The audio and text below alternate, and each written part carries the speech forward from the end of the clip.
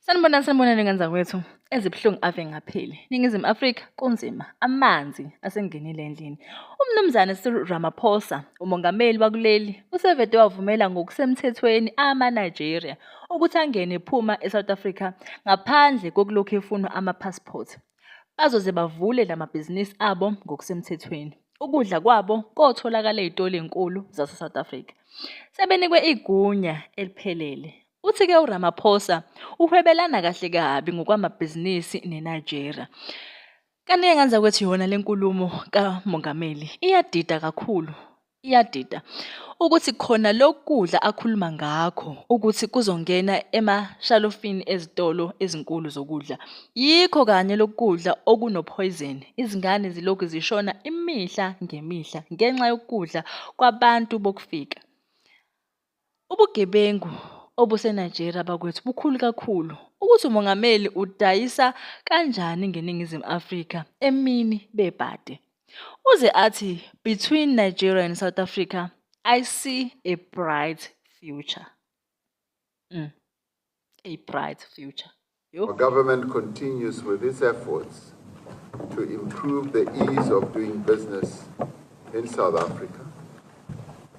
We want to enable investors to promote and operate their businesses in a manner that will enable them to pursue various opportunities in various sectors of the economy.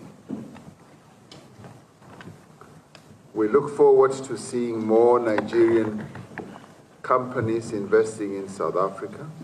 In fact, we want to see Nigerian products on the shelves of South African shops.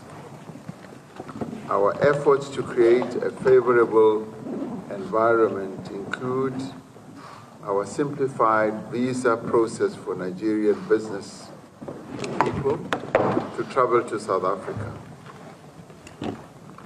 Qualifying Nigerian business people can be granted a 5-year multiple entry visa.